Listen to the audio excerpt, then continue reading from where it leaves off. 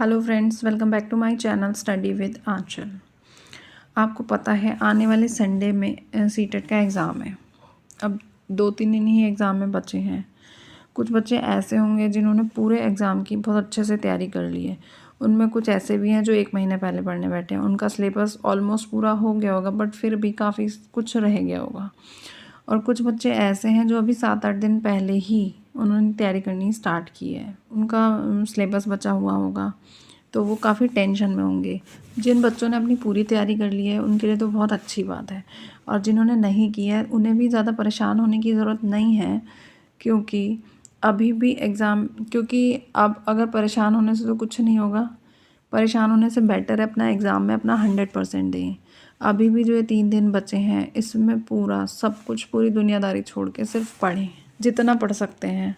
और कोशिश करें कि उनका सीटेट अगर वो अच्छे से पढ़ेंगे और अपने प्रेजेंस ऑफ माइंड का यूज़ करेंगे तो उनका सीटेट अभी भी आराम से निकल जाएगा।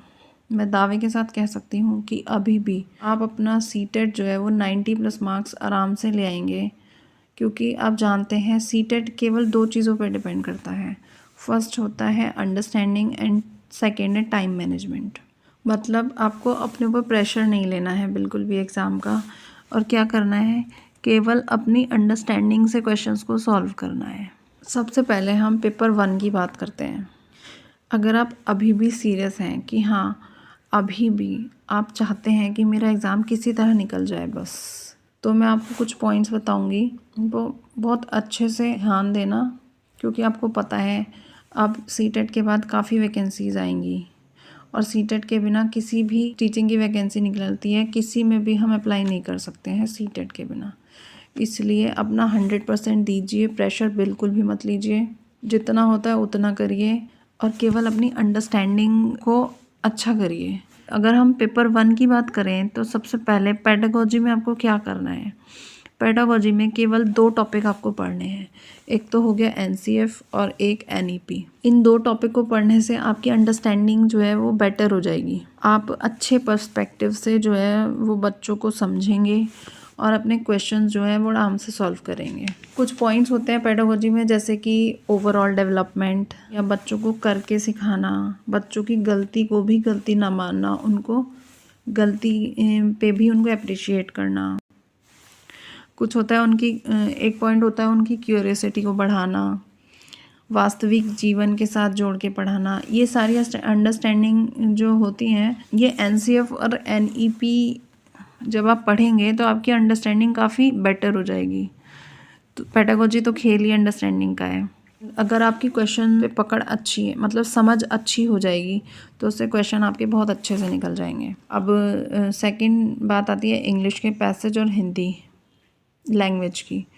इनमें तो पैसेज आते हैं, पैसेज पढ़ना होता है आपको और क्वेश्चन सॉल्व करने होते हैं। इसमें आपको कोई प्रॉब्लम नहीं आने वाली है, बड़े आराम से आपके इसके क्वेश्चंस आप बड़े आराम से सॉल्व कर लेंगे, क्योंकि पैसेज होता है उसके ही बेस पे तुम्हें आंसर देना होता है, क्वेश्चन आंसर निकालना होता है। अब पेपर 1 की बात करें, फिर आता है EVS में जो थीम दी हुई होती हैं उनके आपको 1 लाइनर क्वेश्चन कर लेने हैं, इनको पढ़ लीजिए।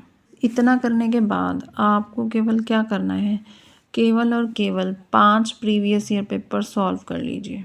देखिए, इन्हें केवल आपको सॉल्व ही नहीं करना है, इनको पूरा एनालाइज करना है। 5 पेपर को बहुत अच्छे से डीपली पढ़ना है, समझना है उसमें कैसे क्वेश्चन आए हैं, उनकी अंडरस्टैंडिंग क्या है, किस लेवल के क्वेश्चन है। बहुत बहुत अच्छे से एनालाइज करना है उन क्वेश्चन को। इस टाइम पर आपको कोई मॉक टेस्ट नहीं लगाने, क्योंकि आपके नंबर कम आएंगे तो आप और ज़्यादा प्रेशर में आ जाएंगे। इसीलिए आपको नंबर मार्क्स के बारे में कुछ नहीं सोचना, बस अपना 100% देना है, आपका सीटेट ज़रूर क्लियर हो जाएगा।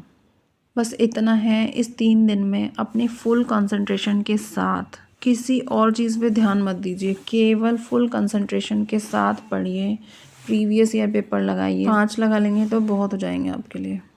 और इसी बीच में हमें टाइम मैनेजमेंट का भी ध्यान रखना है, क्योंकि टाइम मैनेजमेंट सीटेट में बहुत ज़रूरी होता है। कुछ क्वेश्चन बहुत लेंदी आते हैं और बहुत ज़्यादा टाइम कंज्यूमिंग होते हैं। देखिए, अगर हमारे पास टाइम कम होगा तो हमारे ऊपर एग्ज़ाम का प्रेशर पड़ जाता है ज़्यादा, इसलिए टाइम मैनेजमेंट का बहुत ध्यान रखना है। जिनका मैथ्स वीक है वो मैथ्स वाला सेक्शन जो है वो लास्ट में करिए, क्योंकि मैथ्स पता है जो वीक होगा तो मैथ्स के क्वेश्चन थोड़े टाइम कंज्यूमिंग होते हैं। बस यही कहना है कि जितनी भी तैयारी है आप फुल कॉन्फिडेंस के साथ अपने एग्ज़ाम को दीजिए, क्वेश्चन को अच्छे से समझ के दीजिए, अच्छे से समझ के करिए। और पेडागोजी में तो आपको पता ही है कि बच्चे के हित में अगर आप सोचकर ऑप्शन लगाएंगे तो वो हमेशा सही होगा। और पेडागोजी क्या है? पेडागोजी केवल अंडरस्टैंडिंग का ही खेल है। क्वेश्चन को बहुत ध्यान से पढ़िए। कुछ क्वेश्चंस ऐसे आते हैं कि पॉजिटिव भी कुछ में पॉजिटिव पूछा होता है, कुछ में नहीं पूछा होता है, मीन्स नेगेटिव पूछा होता है कि इसमें क्या नहीं करना है, क्या सही नहीं है। तो क्वेश्चन को बहुत ध्यान से पढ़ना है, उसके बेस पे ही हमें आंसर को टिक करना है। और टैग वर्ड्स को पहचानिए, जैसे समावेशी शिक्षा, एक्टिविटी बेस्ड लर्निंग, ये सब चीज़ें जिसमें आती हैं पॉजिटिव आंसर्स जो टैग वर्ड्स होते हैं वो आंसर सही होते हैं। वहीं जिधर बाउंड करते हैं शिक्षा को वो निगेटिव हो जाता है। पनिशमेंट देना, ये सब नेगेटिव है। अगर मैं पेपर 2 की बात करूं तो पेपर 2 में शुरू के 3 सेक्शन तो बिल्कुल ऐसे ही हो जाएंगे पेपर 1 की तरह। अब मैं तो साइंस वालों के लिए मैथ्स में आप केवल 3 टॉपिक कर लीजिए, एक तो ज्योमेट्री, अलजेब्रा और नंबर सिस्टम। इससे आपके काफ़ी क्वेश्चंस निकल जाएंगे, एग्ज़ाम बड़े आराम से क्लियर हो जाएगा। और 5 प्रीवियस ईयर पेपर आपको ज़रूर लगाने हैं। अगर आपने 5 प्रीवियस ईयर पेपर लगा लिए, उनको एनालाइज कर लिया, बहुत अच्छे से समझ लिया सारे क्वेश्चंस को, आपका सीटेट 100% निकल जाएगा। चलिए अपनी तैयारी में लगे रहिए, नेक्स्ट सीटेट का वेट मत करिए, इसी में अपना 100% दीजिए, सीटेट ज़रूर पास हो जाएगा। थैंक यू और best of luck for your exam.